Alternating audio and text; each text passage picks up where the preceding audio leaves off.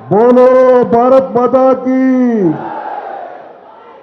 महात्मा गांधी जी की, कांग्रेस पार्टी की, सोनिया गांधी की, मनमोहन सिंह की, मल्लिकार्जुन खड़गे की, राहुल गांधी की, नरेगा की ಬಂಧುಗಳೇ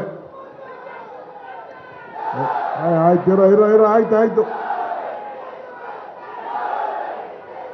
ಸ್ವಲ್ಪ ಸುಮ್ಮನೆ ಇರಿ. ಭಾಷಣ ಮಾಡಬೇಕೋ ಬೇಡ, ಆಮೇಲೆ ಡಿಕೆ ಭಾಷಣ ಮಾಡೋಣ. ಸ್ವಲ್ಪ ಸುಮ್ಮನೆ ಇರಿ, ಭಾಷಣ ಮಾಡೋಣ, ಸುಮ್ಮನೆ ಇರಿ. ಜನ ಲೈವ್ ಹೋಗ್ತಾ ಐತೆ, ಭಾಷಣ ಕಾರ್ಯಕ್ರಮ ಲೈವ್ ಹೋಗ್ತಾ ಇದೆ. ಸ್ವಲ್ಪ ಡಿಸಿಪ್ಲಿನ್ ತೋರಿಸಿ.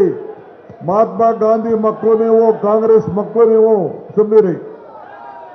ಬಂಧುಗಳೇ, ವೇದಿಕೆ ಇರುವಂತಹ ನಮ್ಮ ರಾಷ್ಟ್ರೀಯ ಪ್ರಧಾನ ಕಾರ್ಯದರ್ಶಿಗಳಂತಹ ಸುರ್ಜೇವಾಲಾ ಸಾಹೇಬ್ರೆ, ರಾಜ್ಯದ ಗೌರವಾನ್ವಿತ ಮುಖ್ಯಮಂತ್ರಿಗಳಂತಹ ಸಿದ್ದರಾಮಯ್ಯ ಸಾಹೇಬ್ರೆ, ಎಲ್ಲ ನನ್ನ ಮಂತ್ರಿ ಸಹೋದ್ಯೋಗಿಗಳೇ, ಶಾಸಕ ಮಿತ್ರರೇ, ನಮ್ಮ ಪಕ್ಷದ ಎಲ್ಲ ಪದಾಧಿಕಾರಿಗಳೇ, ಜಿಲ್ಲಾ ಕಾಂಗ್ರೆಸ್ನ ಅಧ್ಯಕ್ಷಗಳೇ, ಬ್ಲಾಕ್ ಕಾಂಗ್ರೆಸ್ನ ಅಧ್ಯಕ್ಷಗಳೇ ಮತ್ತು ಈ ಒಂದು ಐತಿಹಾಸಿಕವಾದಂತಹ ಹೋರಾಟಕ್ಕೆ ಪಾಲ್ಗೊಂಡಂತ ಎಲ್ಲ ಬಂಧು ಭಗಿನಿಯರೇ, ಮಾಧ್ಯಮ ಮಿತ್ರರೇ, ಸ್ನೇಹಿತರೆ, ಇವತ್ತು ನಾವೆಲ್ಲ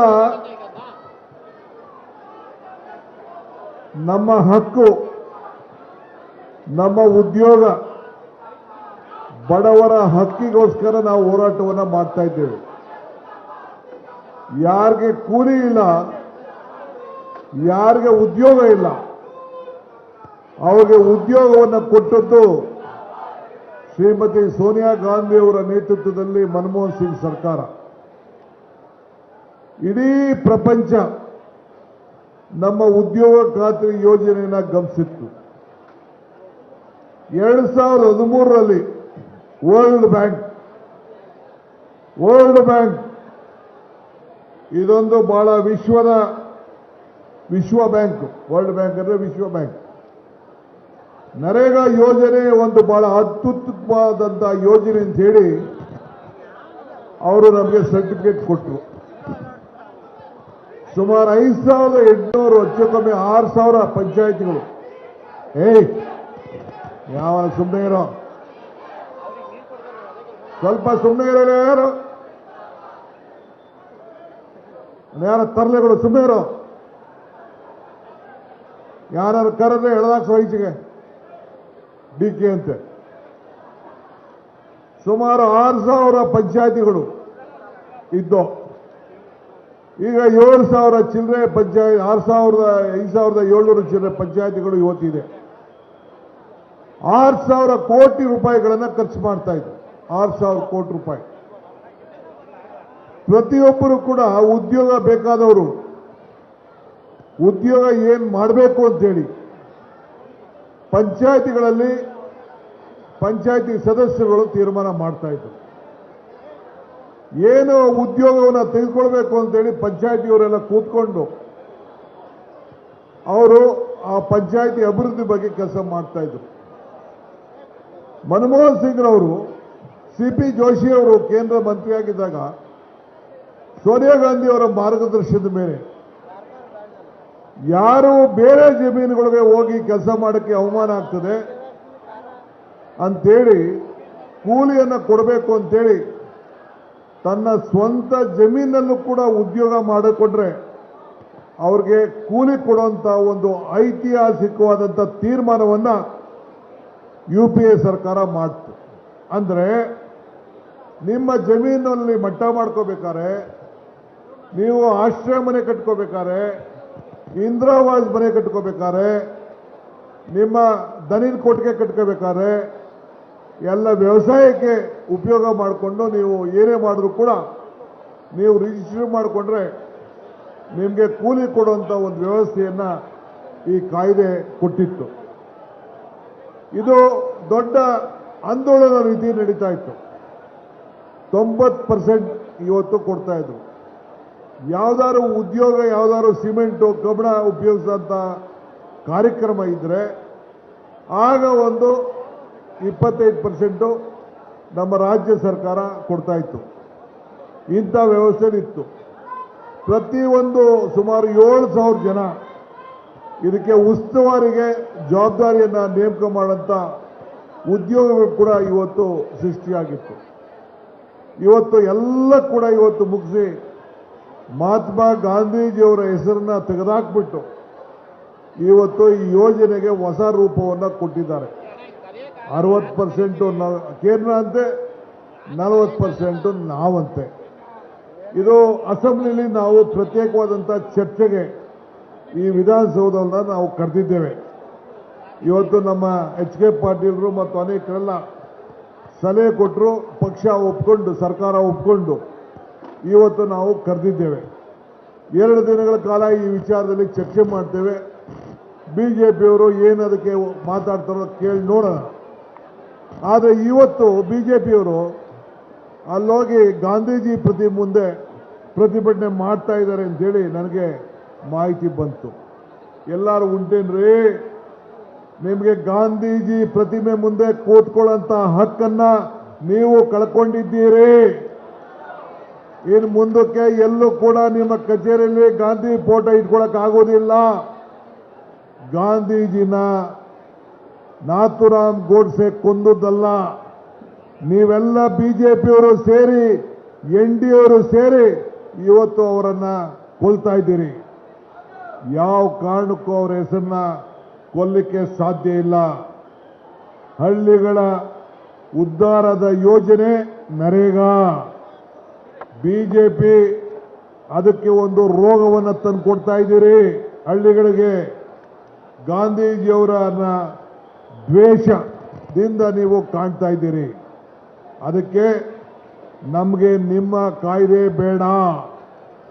ನಾವು ಇವತ್ತು ಹೋರಾಟ ಮಾಡ್ತಾ ಇರೋದು, ಪ್ರತಿಭಟನೆ ಮಾಡ್ತಾ ಇರೋದು, ನಮ್ಮನ್ನ ಬೇಕಾದ್ರೆ ಪೊಲೀಸವರು ಮಂತ್ರಿಗಳ ಸಮೇತ ಬೇಕಾದ್ರೆ ಬಂಧಿಸಲಿ, ನಾವು ಕೇರ್ ಮಾಡೋದಿಲ್ಲ. ಸರ್ಕಾರ ಇಟ್ಕೊಂಡು ಬೇಕಾದ್ರೆ ನಾವು ಜೈಲಿಗೆ ಹೋಗಿ ರೆಡಿ ಇದ್ದೀವಿ. ನಾವು ಈ ನರೇಗಾನ ವಾಪಸ್ಸು ಹೆಂಗೆ ರೈತರು ಹೋರಾಟ ಮಾಡಿ ವಾಪಸ್ಸು ಕೇಂದ್ರ ಸರ್ಕಾರ ವಾಪಸ್ ತರ್ತು, ಆ ರೀತಿ ನಾವು ಈ ಹೋರಾಟವನ್ನು ನಾವು ಮುಂದುವರಿಸುವಂಥ ಕೆಲಸವನ್ನು ನಾವು ಮಾಡ್ತೇವೆ. ನಾನು ಒಂದು ಮಾತು ಹೇಳ್ತೀನಿ, ಕನಕಪುರ ನನ್ನ ಕ್ಷೇತ್ರ, ವರ್ಷಕ್ಕೆ 200 ಕೋಟಿ ರೂಪಾಯಿ ಬಂದು ನೋಡಿ. ದೇಶದ ನಂಬರ್ 1 ತಾಲೂಕು ಅಂತೇಳಿ ಸೆಂಟ್ರಲ್ ಗೌರ್ಮೆಂಟು ಇನ್ವೆಸ್ಟಿಗೇಷನ್ ಮಾಡಿದ್ರು. ಏನೋ DK ಹೊಡೆದ್ಬಿಟ್ಟವನೇ ದುಡ್ಡು ಅಂತ ಪ್ರೈಸ್ ಕೊಟ್ಟರು. ಯಾಕೆ ಕೊಟ್ಟರು ಪ್ರೈಸ್? ಆ ಕುಮಾರಸ್ವಾಮಿ ಏನೋ ಮಾತಾಡ್ತಿದ್ದಂತೆ, ಬರಲಿ ಚರ್ಚೆಗೆ ಸಿದ್ಧ ಇದ್ದೀನಿ ನಾನು. ಬಿಜೆಪಿಯವರು ಬರಲಿ ಚರ್ಚೆಗೆ ಸಿದ್ಧ ಇದ್ದೀವಿ ನರೇಗಾಗೆ. ಆಯ್ತಾ? ನಿಮ್ದು ಏನಿದೆ ಅಂತ ಯಾರು ತಪ್ಪು ಮಾಡಿದ್ರೆ 20 ವರ್ಷದಿಂದ ನಡೀತಾ ಇದೆ, 10 ವರ್ಷದಿಂದ ನಿಮ್ಮ ಸರ್ಕಾರ ಐತಲ್ಲ, ಏನು ಮಾಡಿದ್ರಿ? ನಾವುಗಳು ಕೆಲವು ಪಂಚಾಯತಿಗಳು ಏನೋ ಹೆಚ್ಚು ಕಮ್ಮಿ ಆಯಿತು ಅಂತೇಳಿ ನಾವು ಕೆಲವು ಕ್ರಮವನ್ನು ಕೈಗೊಂಡಿದ್ದೇವೆ. ಯಾರೋ ಒಬ್ಬರು ಇಬ್ಬರು ತಪ್ಪು ಮಾಡ್ತಾರೆ ಅಂತಾರೆ, ಮೂಗನೆ ಕುಯ್ದು ಬಿಡೋಕ್ಕಾಗ್ತೈತಾ? ಸಾಧ್ಯ ಇಲ್ಲ. ಒಂದು ಹೇಳಲಿಕ್ಕೆ ನಾನು ಬಯಸ್ತೇನೆ, ನಮ್ಮ KPCC ಎಲ್ಲ ಪದಾಧಿಕಾರಿಗಳು ಎಲ್ಲ ಸೇರಿ ನಮ್ಮ ಉಗ್ರಪ್ಪನವರ ಮುಖಂಡತ್ವದಲ್ಲಿ ನನಗೊಂದು ಪತ್ರ ಬರೆದಿದ್ದಾರೆ, ನಮಗೆ ತಿಳಿಸಿದ್ದಾರೆ. ಏನಂದ್ರೆ 6,000 ಪಂಚಾಯತಿಗಳೇನಿದೆ, ಗಾಂಧೀಜಿ ಹೆಸರನ್ನು ಅಳಿಸಲಾಕ್ಲಿಕ್ಕೆ ಸಾಧ್ಯ ಇಲ್ಲ. ಮುಂದಿನ ದಿನದಲ್ಲಿ ಗ್ರಾಮ ಪಂಚಾಯತಿಗಳಿಗೆ ಮಹಾತ್ಮ ಗಾಂಧೀಜಿಯವರ ಹೆಸರನ್ನ ಇಡಬೇಕು ಅಂತೇಳಿ ಸರ್ಕಾರಕ್ಕೆ ಅವರು ಸೂಚಿಸಿದ್ದಾರೆ. ಇದು ಪಕ್ಷದ ತೀರ್ಮಾನ. ನಾವು ಮುಖ್ಯಮಂತ್ರಿಗಳಿಗೆ ಆ ಮನವಿಯನ್ನು ನಾವು ಕೊಟ್ಟಿದ್ದೇವೆ. ಸೊ ಅದಕ್ಕೆ ಮುಂದಿನ ಗಾಂಧೀಜಿ ಹೆಸರು ಶಾಶ್ವತವಾಗಿ ಉಳ್ಕೊಂಡಿರಬೇಕು. ಹಳ್ಳಿಗೆ ಒಂದು ಶಾಲೆ, ಹಳ್ಳಿಗೆ ಒಂದು ಸಹಕಾರ ಸಂಘ, ಹಳ್ಳಿಗೊಂದು ಪಂಚಾಯತಿ ಇರಬೇಕು ಅಂತೇಳಿ ಮಹಾತ್ಮ ಗಾಂಧೀಜಿಯವರ ದೊಡ್ಡ ಸಂಕಲ್ಪ ಇತ್ತು. ಸೊ ಆ ದೊಟ್ಟಿನಲ್ಲಿ ಇವತ್ತು ನಾವು ಮುಂದಿನ ದಿನದಲ್ಲಿ ಎಲ್ಲ ಗ್ರಾಮ ಪಂಚಾಯತಿಗಳಿಗೆ ಮಹಾತ್ಮ ಗಾಂಧೀಜಿಯವ್ರನ್ನ ಹೆಸರನ್ನ ಸೇರಿಸುವಂಥ ಕೆಲಸವನ್ನು ನಾವು ಕಾರ್ಯಕ್ರಮವನ್ನು ರೂಪಿಸ್ತೇವೆ. ಕೇಂದ್ರ ಸರ್ಕಾರ ಹಿಂದೆ ನರೇಗಾದಲ್ಲಿ ಕೊಡಬೇಕಾದಂಥ ಹಣ ಕೊಡಲಿಲ್ಲ, ಅವರು ಕೊಡಲಿಲ್ಲ.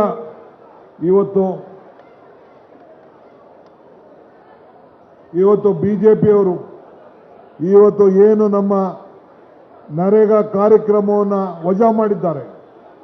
ಇದನ್ನು ನಿಮ್ಮ ಕೈಲಿ ಈ ಕಾರ್ಯಕ್ರಮವನ್ನು ಮತ್ತೆ ನಿಮ್ಮ ರಾಜ್ಯಗಳಿರುವಂಥ ಸರ್ಕಾರಗಳು ಕೂಡ ಮುಂದಕ್ಕೆ ಇದನ್ನು ನಡೆಸೋಕ್ಕಾಗಲ್ಲ. ಈಗ ಚಂದ್ರಬಾಬು ನಾಯ್ಡು ಅವರು NDA ಮಿತ್ರ ಪಕ್ಷ ಅವ್ರು ಏನು ಹೇಳಿದ್ದಾರೆ, ಇದು ಸಾಧ್ಯ ಇಲ್ಲ ಅಂತ ಹೇಳಿದ್ದಾರೆ. ಇದನ್ನು ವಾಪಸ್ ನೀವು ರೋಲ್ ಬ್ಯಾಕ್ ಮಾಡಲಿಲ್ಲ ಅಂದರೆ ನಿಮ್ಮ ಸರ್ಕಾರಕ್ಕೆ ಆಪತ್ತು ಬರ್ತದೆ. ಈ ಎಚ್ಚರಿಕೆ ಗಂಟೆಯನ್ನು ಚಂದ್ರಬಾಬು ನಾಯ್ಡುರವರು ನಿಮಗೆ ಕೊಟ್ಟಿದ್ದಾರೆ. ಇದು ಗಮನದಲ್ಲಿಟ್ಕೊಳ್ಳಿ. ನೀವು ಬೇರೆ ರೀತಿ ನಾನು ಸಹಾಯ ಮಾಡ್ತೀನಿ ಅಂತ ನೀವು ಹೇಳಿರ್ಬೋದು.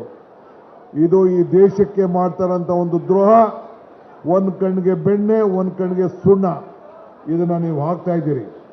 ಆದ್ದರಿಂದ ಇವತ್ತು ಈ ನಿಮ್ಮ ಚಿಂತನೆಯನ್ನು ಬಿಡಬೇಕು. ನಾವು ಹೋರಾಟವನ್ನು ಮುಂದುವರಿಸ್ತೇವೆ. ರಾಜ್ಯಪಾಲರವರಿಗೆ ನಿಯೋಗವನ್ನು ನಾವು ತೆಗೆದುಕೊಂಡು ಹೋಗ್ತಾ ಇದ್ದೇವೆ. ನಮ್ಮನ್ನೆಲ್ಲ ನೀವು ಪೊಲೀಸರು ಬಂಧಿಸೋರು ಚಿಂತೆ ಇಲ್ಲ. ನಾವು ಯೋಚನೆ ಮಾಡದೆ ಈ ಹೋರಾಟವನ್ನು ನಾವು ಮುಂದುವರೋಣ. ಇದು ನಮ್ಮ ರೈತರ ಬದುಕಿಗೆ, ರೈತರ ಕೂಲಿ ಕಿತ್ಕೊಳ್ತಾ ಇದ್ದೀರಿ, ರೈತರ ಹಕ್ಕು ಕಿತ್ಕೊಳ್ತಾ ಇದ್ದೀರಿ, ಪಂಚಾಯಿತಿ ಹಕ್ಕನ್ನು ಕಿತ್ಕೊಳ್ತಾ ಇದ್ದೀರಿ. ಇದನ್ನೆಲ್ಲ ಉಳಿಸಲಿಕ್ಕೆ ಈ ಕಾರ್ಯಕ್ರಮವನ್ನು ನಾವು ಮಾಡಿದ್ದೇವೆ. ಸೊ ಅದರಿಂದ ಮುಂದಿನ ದಿನದಲ್ಲಿ ನಮ್ಮ ಹೋರಾಟ ಮುಂದುವರಿತದೆ. ಪ್ರತಿ ಪಂಚಾಯಿತಿಗೂ ಎಲ್ಲ ನಮ್ಮ ಈ ಒಂದು ಕಾರ್ಮಿಕನ ಕರ್ಕೊಂಡು ತಾಲೂಕ್ ಹೆಡ್ ಕ್ವಾರ್ಟರ್ಸ್ನಲ್ಲಿ 5 ಕಿಲೋಮೀಟರ್ ಪಾದಯಾತ್ರೆನ ಮುಂದೊಂದು ದಿನದಲ್ಲಿ ನಾವು ಕಾರ್ಯಕ್ರಮವನ್ನು ರೂಪಿಸಿದ್ದೇವೆ. ನೀವೆಲ್ಲ ಪಂಚಾಯಿತಿ ಮಟ್ಟದಲ್ಲಿ ಕಾರ್ಯಕ್ರಮವನ್ನು ಮಾಡಬೇಕು. ಇದಕ್ಕೆ ಸಿದ್ಧತೆಯನ್ನು ಮಾಡಿಕೊಳ್ಬೇಕು. ಪ್ರತಿ ಕ್ಷೇತ್ರಕ್ಕೂ ಮಂತ್ರಿಗಳು ಬರ್ತಾರೆ, ಶಾಸಕರುಗಳು ಪಾಲ್ಗೊಳ್ತಾರೆ, MLCಗಳು ಪಾಲ್ಗೊಳ್ತಾರೆ. ನೀವೆಲ್ಲ ಕಾರ್ಯಕ್ರಮದಲ್ಲಿ ಪಾಲ್ಗೊಂಡು ಈ ನರೇಗಾನ ಉಳಿಸುವಂಥ ಕೆಲಸಕ್ಕೆ ತಾವೆಲ್ಲ ಹಳ್ಳಿ ಕೂಲಿ ಕಾರ್ಮಿಕರ ಬದುಕನ್ನು ಉಳಿಸ್ಕೊಳ್ಳಿಕ್ಕೆ ನೀವೆಲ್ಲ ಹೋರಾಟದಲ್ಲಿ ಪಾಲ್ಗೊಂಡಿದ್ದೀರಿ. ನಿಮಗೆಲ್ಲ ಅಭಿನಂದಿಸಿ ಶುಭ ಹಾರೈಸಿ ಈ ನರೇಗಾ ಹೆಸರು ಶಾಶ್ವತವಾಗಿರಬೇಕು. ಈ ಕಾರ್ಯಕ್ರಮ ಉಳಿಬೇಕು. ಮಹಾತ್ಮ ಗಾಂಧೀಜಿನ ಬದುಕಿಸಿರಬೇಕು ಅಂತೇಳಿ ಪ್ರಾರ್ಥಿಸಿ ನನ್ನ ಮಾತನ್ನು ಮುಗಿಸ್ತೇನೆ.